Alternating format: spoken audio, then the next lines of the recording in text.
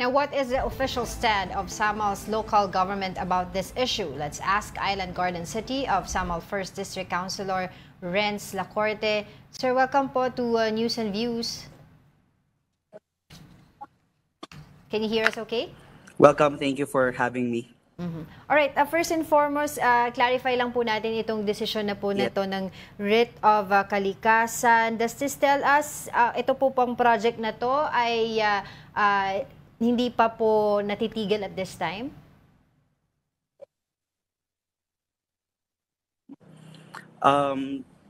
First and foremost, I think the writ of kalikasan, part of the decision is that the decision to temporarily suspend the operations will be under the Court of Appeals. And we're still waiting for that decision. As for now, as what the statement of the DPWH, and at the moment we are having our regular session and we have also guests from the DPWH, it's still business as usual for the Samal Island Davao Connector Project Bridge. Okay. And at this point po ba, do we know any information kung ilang porsyento na po yung nagagawa dito sa bridge na to? Yeah. On the latest, I think I've read a news report from the DPWH. Almost 20 to 30% are already done. In our view here in Samal Island, we can always see the development in the bridge, especially on our side. Alright, Councilor, no, given yung mga certain groups are not really opposed to the project per se, but I think hindi nila gusto yung dinaanan or dadaanan ng supposed bridge. Nagkaroon ba ng dialogue between the LGU and yung mga proponents nitong project and these groups initially prior to this? And if ever this moves forward, are you guys willing to discuss ano yung paano pwede meet over in the middle? Yeah, actually, they are really pushing for a realignment of the bridge because they're arguing that the Paradise Rift and all other areas will be affected. But there's one thing about the bridge project. There is a provision that you create an oversight body led by our city environmental officer here that will see for the body to look into how we can mitigate, rehabilitate, and monitor that the project is complying environmentally sound practices, and it is represented by the barangay captains present here in Island Garden City of Samal. So I think the realignment will be disadvantageous to the momentum of the bridge because we really need this bridge ASAP for Island Garden City of Samal. We compared prices to Davao to here. We have increased prices because there's high transportation costs, productivity costs. So there's no time to delay this. But as to the concern of the environmental advocates, I think there's already safeguards in the project, and we just have to enforce all those safeguards. Councilor, yung if ever, no, hypothetically, pag natuloy yung realignment, ano yung magiging cost impact nito? Kasi yung iiba kayo ng direction, tapos yung magre-retrofit ulit kayo. Yeah, it's a very big backward step for us because I can remember all the preparations for this is not only in the present city council but in 2 previous councils. So we go back to square one. We need to get the road right of ways and all of those properties. So it would be very costly and painful for the economy of Samal Island because we're really there. Right? We waited for this for several decades already. Siyempre, ang tanong din po dito, Councilor, no, bakit daw po kasi hindi na lang daw tinugunan yung unang naging feasibility study bago pa to ginawa by the Japan Ministry of Economy, Trade and Industry or Japan METI na yung Bridgeport daw po na mas maganda daw po doon itayo yung i-connect yung bridge dahil mas mababa yung gagastusin at less impact pa sa environment. On that note, I believe that the local government unit takes full confidence with the technical personalities in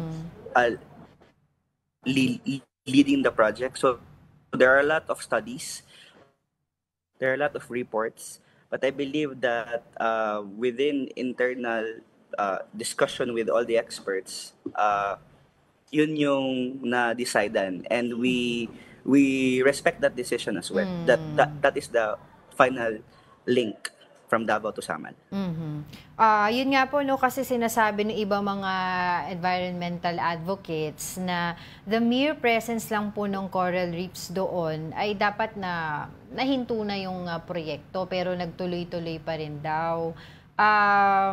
Your thoughts on that po? Yung pagtatayo po ba nito, Yeah. the planning, etc., meron po bang konsiderasyon regarding that? You know what, ma'am? I come from a barangay with a marine protected area.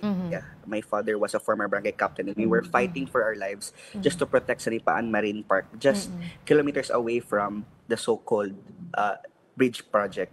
The Paradise Reef is unknown to us. It only came into the world with all the references of coral marine diversity just when the bridge came.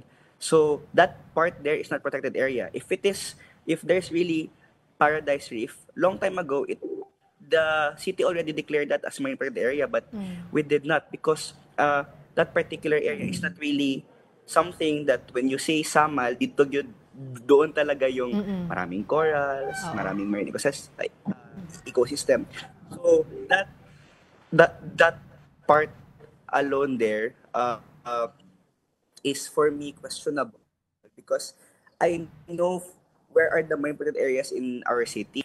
That is for us in the local that we already know that there's a lot of corals there. So I believe if there are damages, just minimal damages, but we are still very open to seeing all the reports and the technical studies. But again, if there are environmental damages, because that is just normal in big projects like that, there is environmental safeguards for it. We have a multi-sectoral advisory council oversight body who is in charge. Okay, Counselor, so based on what you're saying, are you saying na based sa studies ang napag-desisyonan nyo that that area kung saan yung Paradise Reef has the less impact with regards to of course, yung kalikasan natin as compared sa other na pinag-aralan na dadaanan ng bridge. So, kumbaga, yung damage sa tingin nyo is less of an impact. Yeah. To be very honest, aware of all the reports as to the less damaging, but again, the local government unit of Igacus, the decision of the DPWH and DNR regarding that project. So in any area of that, there is really that damage, but again, we reiterate that there are mitigation measures for that. Siguro last din na lang po, Counselor, ganito pong may mga pag-aagam-agam, yung mga environmental advocates po dyan sa bridge na yan. Paano po ba natin ibabalanse yung economic gains po nitong bridge na to? Well, we recognize po yung importance of development. Of course, yung pagbabalanse po ng economic gains doon po sa pag-aalaga po ng ating environment, especially po dyan sa inyong area. Yeah. That is actually a major challenge for us as an island city. First and foremost, we need accessibility, especially to mainland Mindanao, especially to Davao City, which is the most progressive economy in Mindanao. And if you link that to Samal, that would really help Samal provide livelihood, employment, and opportunities. But we also take note of the importance of environment. That is why in the new city council and as part of the previous city council, under the leadership of Mayor Aldavid Uy, and now we have a new mayor, Mayor Toto Reyes, we would really give strong importance to environmental policies. For example, we have an environmental users fee ordinance, which we have a lot of budget from it, and we make sure that we are going to put all those funds to rehab, protecting ecosystems, especially marine ecosystems. We also are looking at renewable energy and all other sustainable practices for the city, and of course, sustainable transportation. So the bridge is there, but we are really ready also to prepare while the bridge is ongoing the needed policies for the city. Lastly, go ahead po. Very quick na lang po, ano po ba sentiments ng ating mga local residents dyan sa area? Are they for the construction of the bridge or against it? We are 101% for the construction of the bridge. That is the sentiment of the local community in Samal Island. Alright, with that, maraming salamat po sa inyong oras. That was sa Island Garden City of Samal 1st District Councilor. Maraming salamat po.